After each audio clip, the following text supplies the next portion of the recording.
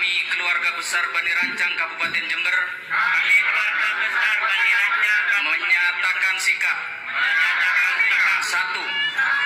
Mendukung penuh terhadap kajian dan penelitian nasab keturunan Sayyid Ahmad bin Isa Al-Muhajir oleh Kiai Haji Imaduddin Usman Al-Bandani sampai tuntas. 2. Mendukung diadakannya tes DNA terhadap semua orang yang mengaku zuriyah Nabi Muhammad SAW.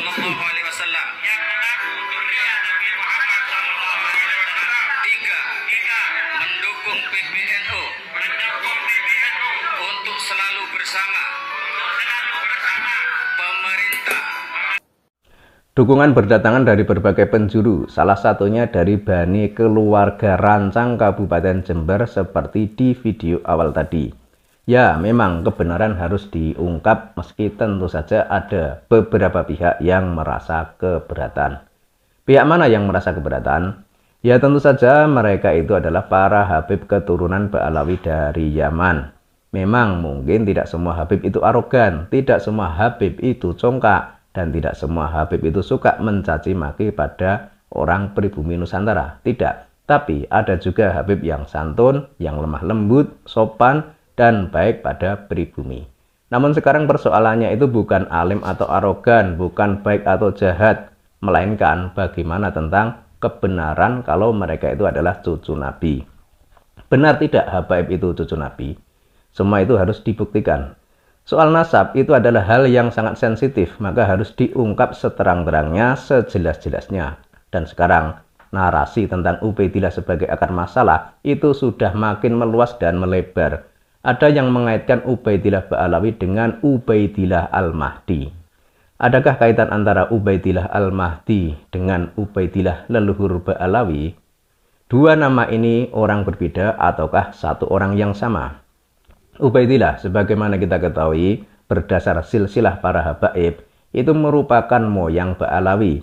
Dikatakan bahwa Ubaidillah adalah anak Ahmad Al-Muhajir, dan dalam kitab nasab yang diteliti oleh Kiai Imaduddin, Sayyid Ahmad Al-Muhajir itu tidak punya anak bernama Ubaidillah.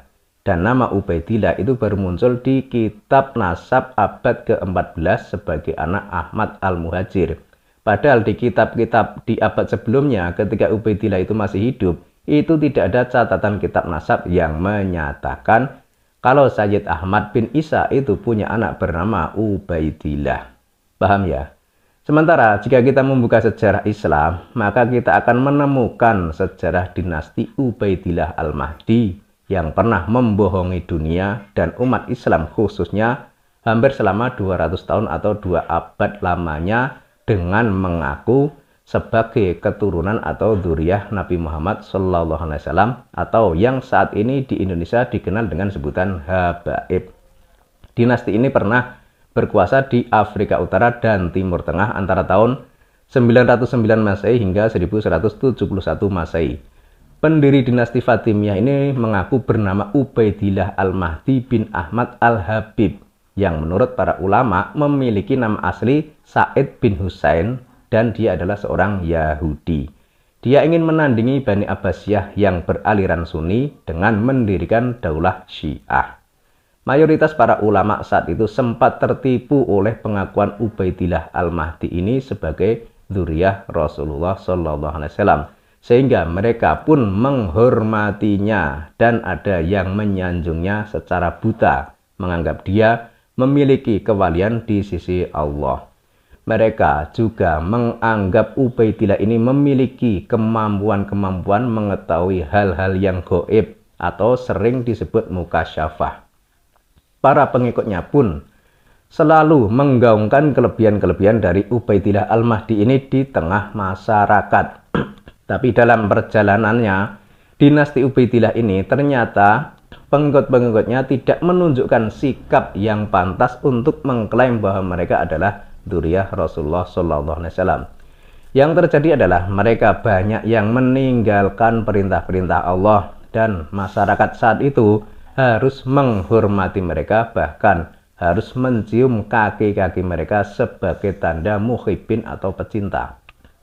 Bahkan mereka sering menghujat dan mengkafirkan para sahabat Nabi Shallallahu Alaihi Wasallam seperti Sayyidina Abu Bakar, Sayyidina Umar, Sayyidina Utsman, kemudian Ummul Mukminin Sayyidah Aisyah radhiyallahu anha dalam ceramah-ceramah mereka. Bahkan wajib dalam khutbah-khutbah mereka di hari Jumat serta di hari raya Idul Fitri dan Idul Adha.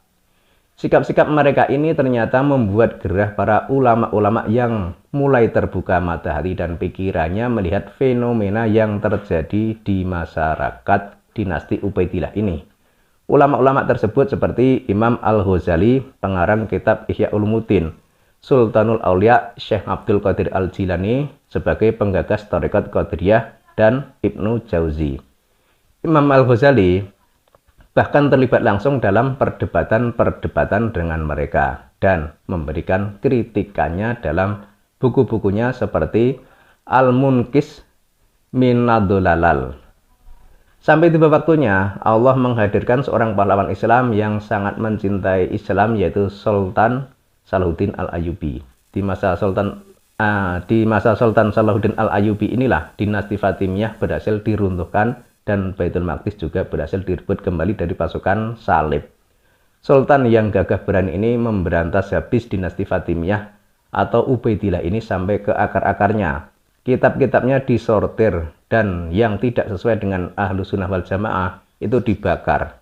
Dan kitab-kitab Syiah tidak boleh lagi beredar di masyarakat pada saat itu.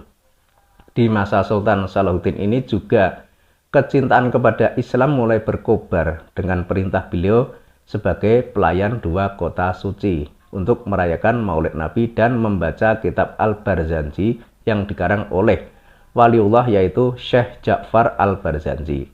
Maka Sultan Salahuddin Al-Ayyubi ini begitu dibenci oleh kaum Syiah dan Sabilis.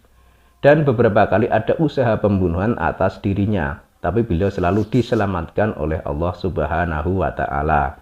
Oleh karenanya, dengan adanya kasus yang sekarang sedang menjadi polemik dunia tentang keabsahan nasab klan Ba'alawi di Indonesia, kita itu harus belajar dari sejarah dan jangan sampai melupakan sejarah.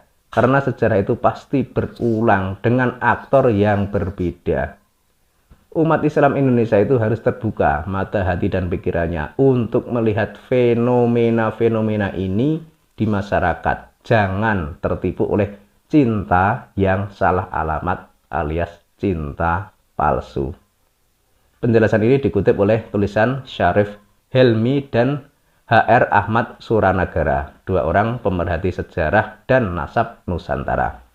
Sekarang pertanyaannya bagi Anda semua, Ubaidillah Al-Mahdi, anak Ahmad Al-Habib, pendiri dinasti Fatimiyah yang mengklaim sebagai cucu Nabi namun ternyata orang Yahudi, itu apakah sama dengan Ubaidillah bin Ahmad Al-Muhajir yang dianggap leluhur Ba'alawi? Kita tunggu saja perkembangan selanjutnya.